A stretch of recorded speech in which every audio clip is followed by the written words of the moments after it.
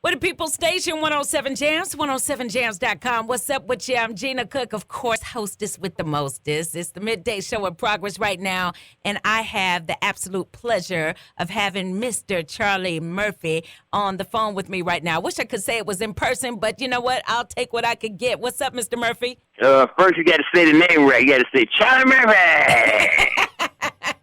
A lot of people named Charlie Murphy. There's only one named Charlie Murphy. Right? You ain't never lied. There's only one Charlie Murphy, man. I know, first and foremost, a lot of the listeners, especially the younger ones, key right into the Chappelle Show, and you're absolutely hilarious. Rick James parodies and even the Prince parodies when you're talking about Prince and the basketball. Man, you know what, though? You are so much more than that. You've been around for a long time and probably longer than most people even realize. I was looking at your bio and talk about a jack of all trades, from an author to a comedian to an actor, screenplay writer, producer.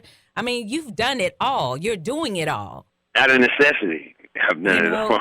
I mean, it's like, some people get into one thing and they achieve success and then they just stick right there and they do well. But with me, it's been a struggle. So in the struggle, I've had to go wear all those hats. Okay, yeah, you wrote Vampire in Brooklyn, okay, and Vampire in Brooklyn made X amount of dollars, but because it's an Eddie Murphy movie, we consider it failure because Eddie Murphy movies make this kind of money, and Vampire in Brooklyn only made $35 million.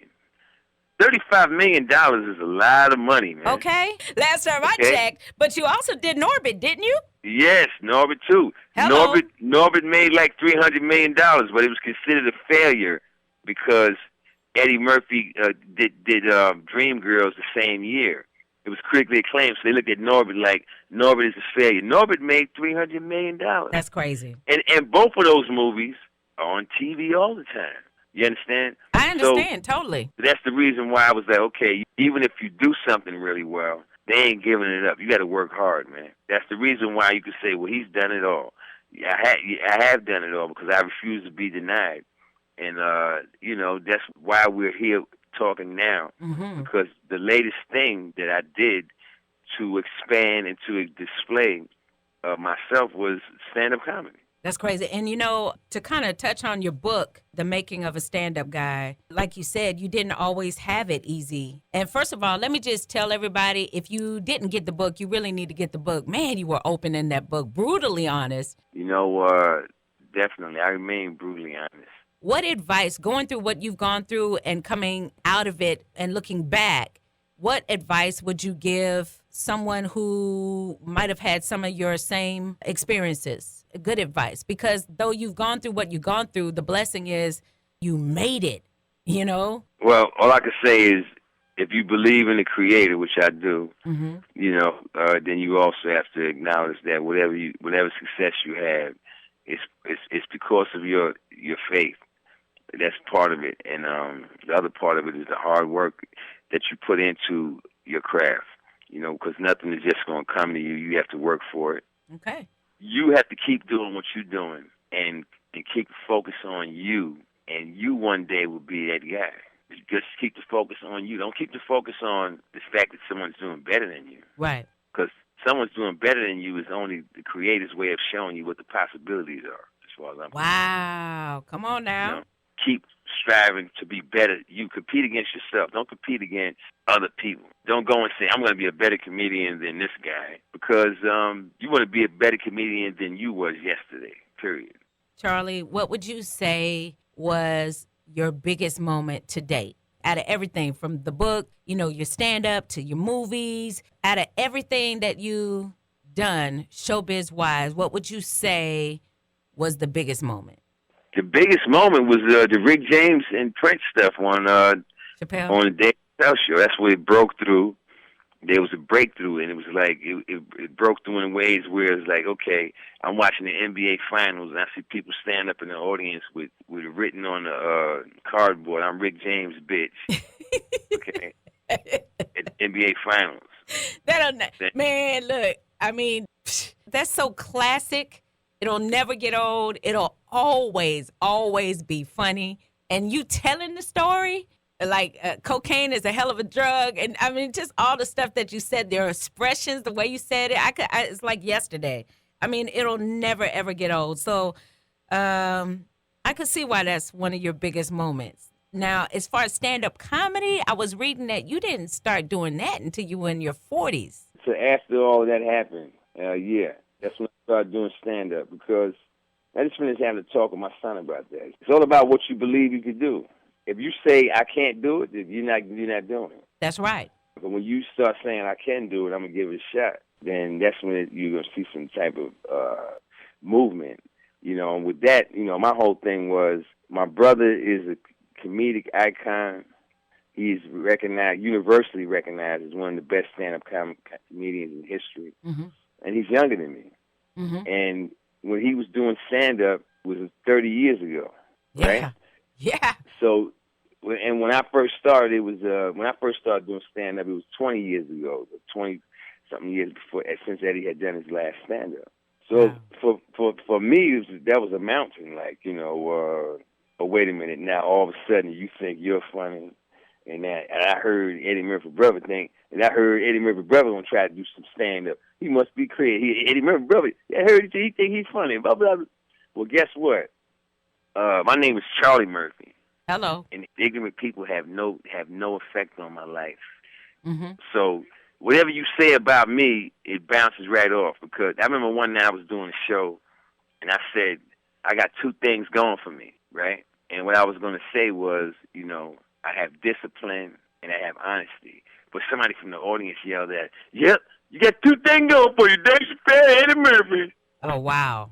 So I had to stop the show for a minute to explain to that person. And everybody laughed. They thought that was funny. I said, listen, seeing how you are not me, if you was me, you bum-ass motherfucker, if you was me, that's all you would have going for you, okay? And that's why I'm standing here in the light and you're standing in the dark yelling out stupid I have never been heckled by an intelligent person.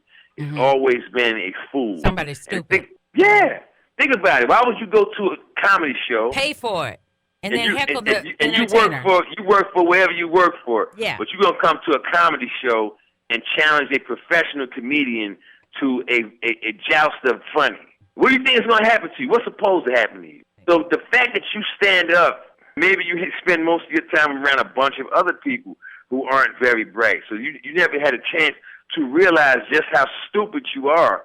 And thanks for letting me be the one to educate you. Yeah. And the whole room is laughing. You know, I destroyed him. You're going to come to a professional comedy show. That's so stupid. And try to jump in. This ain't double dutch, homie. That's crazy. When it comes to hecklers, I want you to never come to another comedy show again because you're an So that's the reason why I want you to be on the couch the next day talking to a psychiatrist after you try to heckle me. I want you to have problems after that. I want your friends to keep bringing it up till you have a fight with one of your friends. You know, last night when Charlie Murphy got this, man, we were talking about that Charlie Murphy stuff. They would never live it down. I don't want you to live it down. Yeah. I want it to be your torture. I want people to recognize you in the mall and bust out laughing when they see you and point at you. Because everybody that comes to a comedy show is coming there to laugh. And have a good time. To have fun. And who would not want people to have fun but the devil? Right. You understand? I got you. So that's why I think it's like part of my duty as a comedian to, you know, overcook you till you like boot leather. And then tell you, get him out of there, get him out of here. And speaking of the comedy show, how is that doing, man? Comedy Get Down is the best. I'm not bragging either. Let me just say that first. It's the best comedy lineup on the ground today. 5 top-notch headliners, 2 kings of comedy, 3 legends, all on one ticket. You know what I'm saying? And there's no intermission. So when you come in there and you sit down, we don't take our foot off the gas until the show is over, and that's 2.5 hours later. Wow. So people leave there with cramped up abs, stiff face, you know, all that. Dry teeth. Dry, all that. Yep. They had a great time. All right, listeners, look, you heard what the man said. So here's the deal. You need to cop your tickets if you didn't already. The Comedy Get Down tour is going down at Ford Park Arena in Beaumont, 8 o'clock. Headlining the show is, of course, Charlie Murphy, Cedric the Entertainer, George Lopez, D.L. Hughley, Eddie Griffin. I mean, crazy lineup. That's going to be one show you won't want to miss. Get your tickets. We got tickets to give away, so you're definitely going to want to listen up for that. Charlie, with one thing before I let you go, what is next, my brother? I'm getting ready to do August 1st, we start the Comedy Get Down TV show. We start taping that. And then right after that, finish doing that, we start taping season 3 of Black Jesus. That's what I'm talking about, Vic. So that's what's good. You know, come check the show out. Like I said, hold me to my word. Best comedy show you ever went to.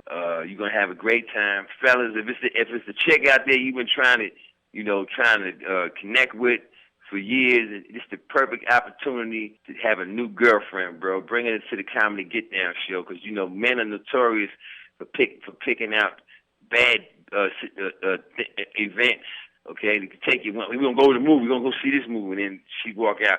I didn't like that movie. Well, guess what? If you take her to the Comedy Get Down, she gonna say, "Thank you for taking me there. I had a great time." I love that. That's great advice too, man. That's right. That's what's up. Well, thank you so much. Hey, everybody, this is the legendary Charlie Murphy. I thank you so much. Charlie! Thank you so much for calling in, man. Be blessed. All right. Thank you. God bless. All right, fam, is back with more of the throwbacks after these. Keep it here with the People's Station 107 Jamz.